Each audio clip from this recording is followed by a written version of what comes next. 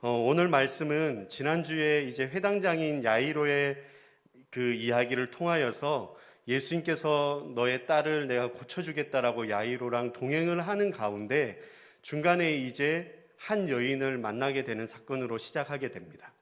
이 여인은 25절에 보니까 12해를 혈류증으로 알아온 여자라고 소개를 하고 있습니다.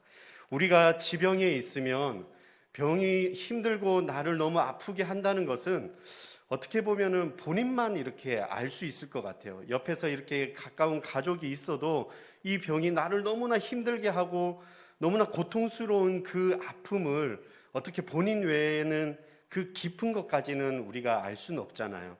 근데 조금만 아파도 1년만 이것을 갖고 있어도 힘든데 12년 동안 그 아픔을 알고 있는 여인이라고 소개를 하고 있습니다. 혈류병이라는 것은 물론 이제 몸에서 이제 하혈하여 피가 계속 멈추지 않고 이제 쏟아지는 그 병을 이야기하는데 이 여인에게 있어서는 그 아픔을 넘어서서 더 큰 아픔도 있었습니다. 혈류병이라는 것이 당시의 레위기 15장에 이렇게 보시면 이제 그 한센병, 문둥병과 마찬가지로 저주받은 병으로서 이렇게 낙인이 찍혀 있습니다. 저주받았다라는 것은 공동체 무리 안에 같이 있지 못하고 오히려 불결하다고 해서 떨어져서 격리되어서 생활을 해야 되는 것이죠. 한 가족 구성원 안에 아니면 어떤 공동체 안에 들어가지 못하고 오히려 그들로부터 손가락질을 당하며 부정하다라는 이야기를 듣게 되는 것이 어쩌면 이 세상을 살아가는 가운데 병든 아픔보다도 마음의 상처와 함께 평생 이렇게 살아가야 된다라는 그것이 더 마음을 더 짓누르는지도 모르겠습니다. 이 여인 또한 본인 스스로 엄청 노력을 했습니다. 뒤에 보시면 26절에 많은 의사에게 많은 괴로움을 받았고 가진 것도 다 허비하였으되 어떻게 해서든 이 병을 나아보려고 여인 스스로 많은 노력을 기울였던 것이죠. 당시에도 전문가인 의사들한테 찾아갔지만 그것이 어떻게 보면 불치병처럼 나을 수 있는 어떤 방법도 없었고 가진 재산들도 다 허비하였다라고 이야기를 하고 있습니다. 이제는 절망 가운데 있는 이 여인에게 한 소망이 들립니다. 그것이 바로 예수님에 대한 소문이었던 것이죠. 예수의 소문을 듣고 무리 가운데 끼어 예수의 소문이 어떤 이야기로 이 여인에게 들렸겠습니까? 예수님은 귀신 들린 자를 쫓아내신대. 근데 거기뿐만이 아니라 예수님께서는 병든 자들을 고쳐주신대. 누워있는 자들을 일으켜주신대. 나을 수 없는 병도 낫게 하신다라는 그 소문이 많은 무리들을 통하여서 전파되면서 이 여인에게 마저 저분이라면 내 병도 낫게 하지 않을까라는 작은 소망이 생기게 됩니다. 저는 그래서 소문이 참 무서운 것 같아요. 만약에 우리 교회가 예수님을 믿는 그 믿음을 통하여서 병든 많은 사람들이 우리 교회를 통하여서 기도하는 가운데 낫게 되어지는 소문, 그리고 그것뿐만이 아니라 우리 교회가 주위에 있는 아픔을 당한 많은 이웃들에게 또 나아가서 선교하는 교회로 이러한 소문이, 좋은 소문이 계속 나서 믿지 않는 자들이 우리 교회로 많이 이렇게 오게 되는 귀한 역사가 일어날 줄 믿습니다. 그러한 소문이 저와 우리 성도님들의 믿음을 통하여서 이렇게 일어나야 되는 것이죠. 이 여인에게 작은 소망을 붙잡게 됩니다. 그러면서 어떻게 이제 생각을 하냐면 무리 가운데 많은 사람들이 궁중에 있는 그 가운데 이 여인은 갈 수가 없습니다. 물론 신분이 여자였지만 그것뿐만이 아니라 이미 저주받은 여인으로 이렇게 찍혀 있는 가운데 갈 수가 없으니까 어떻게 보면 그 모든 상황을 뚫고 여인 스스로 생각하였던 것이죠. 뒤에서 그냥 살짝 예수님의 옷자락만이라도 만지면 내 몸에 뭔가 변화가 일어나지 않을까? 근데 거기까지는 생각하지 않고 어떻게 해서든 예수님의 옷을 붙잡으려는 그 마음. 근데 그 마음을 우리가 오늘 묵상해 보시면 이런 생각이 드는 것 같습니다. 28절에 보시면 이는 내가 그의 옷에만 손을 대어도 구원을 받으리라 생각함이로라.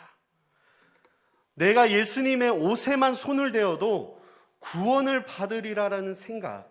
여기서 말하는 여인에게 있어서는 구원이 뭐였겠습니까? 물론 내가 가진 이 병을 예수님께서 고쳐주실 거야. 이 믿음과 함께, 이 마음과 함께 중요한 것이 오늘 본문의 핵심이 저는 간절함이라는 것입니다. 다른 어떠한 소망, 다른 어떠한 것으로도 안 되는 것 가운데 예수님의 옷에만이라도 내가 손을 대었을 때 저 예수님을 내가 만지고 싶고 저 예수님 앞에 내가 나아가서 엎드리고 내 병을 고쳐달라고 아뢰고 싶지만은 그렇지 못하는 그런 상황을 뚫고 뒤에서 예수님의 옷자락만이라도 내가 만지려고 하는 그 간절함이 있을 때 내 몸에 뭔가 변화가 일어나지 않을까? 어떻게 하면 내가 저 예수님과 연결할 수 있을까? 어떻게 하면 내가 저 예수님 앞에 조금이라도 내가 이 모든 것들을 내가 붙잡으려는 그 간절함으로 나아갈 수 있지 않을까? 저는 이것이 오늘 우리의 상황에 있어서는 우리의 기도라고 생각합니다. 우리의 기도가 하나님 앞에 아뢰는 것이죠. 우리의 기도가 하나님 앞에 부르짖는 것이고 우리의 기도가 하나님 앞에 우리가 토해내는 것이죠. 근데 그 기도 안에 뭐가 있어야 되냐면 간절함이 있을 때 그 간절함이 어떻게 해서든 예수님의 마음을 울리는 전달하는 방법으로 행동으로 나아갔었을 때 이것이 역사가 되고 이것이 기적이 되고 변화가 일어나는 것입니다. 저와 우리 성도님들 가운데 이 간절한 우리의 기도 제목이 많이 있습니다. 근데 그 안에 이 간절함을 넣는 것이죠. 이것만 있으면 다른 것이 아닌 예수님만으로 통하여서 예수님의 옷자락이라도 붙들려는 예수님 앞에 아뢰고 싶은 그 마음을, 그 표현을 우리가 기도로 하는 것입니다. 이 사건이 있을 때 예수님은 아셨어요. 당시에 무리 가운데 예수님께서 지나가고 있었지만 물론 옷깃을 이렇게 만지고 스쳐가는 것은 모든 무리들 가운데 우리가 어떤 시장이나 아니면 지하철을 탈 때나 대중교통을 이용할 때 보면 많은 사람들하고 몸이 부딪히지 않습니까? 옷자락에 옷끝이 이렇게 부딪히는 것도 당연하게 일어날 수 있는 상황입니다. 그런데 놀라운 사실은 이 여인이 절한 마음으로 예수님의 옷자락을 만지려고 했을 때 뒤에 보시면 그의 혈류 근원이 마르게 되고 병이 나은 줄을 몸에서 깨달았다고 이야기하는 것이죠. 치유함을 받게 되는 것 줄 믿습니다. 예수님께서는 치료자가 되십니다.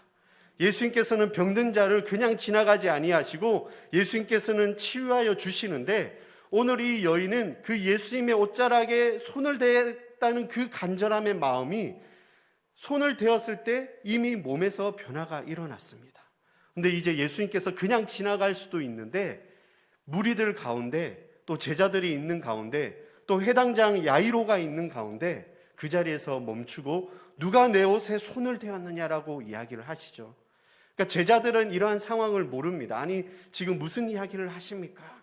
근데 그 몸의 변화가 일어났던 여인은 두렵고 떨리는 마음으로 다시 주님 앞에 엎드리게 됩니다. 겸손하게 엎드려져서 이렇게 이야기를 하는 것이죠. 모든 사실을 예수님 앞에 아뢰는 것입니다. 근데 예수님께서 그것을 보시고 그냥 넘어가지 아니하시고요. 이렇게 이야기를 하십니다.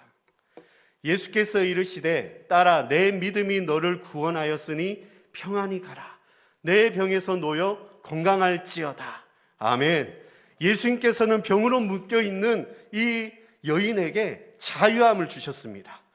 예수님께서는 이 여인의 그 믿음을 보시고 내가 이제는 이 병에서 놓여서 평안함으로 건강하여질지어다라고 오히려 많은 무리들 앞에서 선포하면서 이야기를 해 주십니다.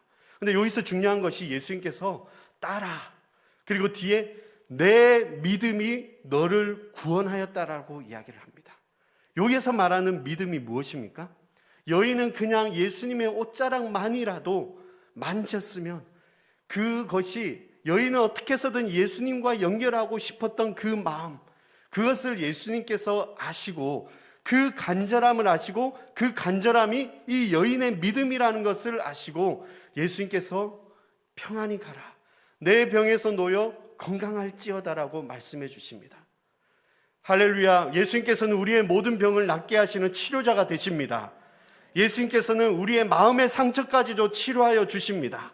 예수께서는 우리에게 묶여있는 모든 것들을 자유케 하여 주실 줄 믿습니다. 그러려면 오늘 이 새벽에 우리가 깨어서 주님 앞에 저 여인처럼 간절함으로 다른 어떠한 것들로 의지하는 것이 아닌 예수님 앞에 엎드려 어떻게 해서든 주님 이거 아니면 안 됩니다. 주님, 어떻게 해서든 내 상황 아시지요? 우리가 주님 앞에 아뢰면서 우리의 마음에 우리의 그 소원을 주님 앞에 전달하는 그러한 시간이 바로 기도의 시간인 줄 믿습니다. 우리의 상황 가운데, 내 모든 환경 가운데 예수님 한 분만을 바라보시면서 우리가 주님 앞에 나아가시는 성도님들 되시길 축복합니다. 우리 34절 한번 같이 다시 한번 읽어볼까요? 시작. 예수께서 이르시되 딸아, 내 믿음이 너를 구원하였으니 평안히 가라. 내 병에서 놓여 건강할지어다. 저는 저기에서 말하는 딸이라는 부분에 우리의 이름이 들어가야 될 줄 믿습니다.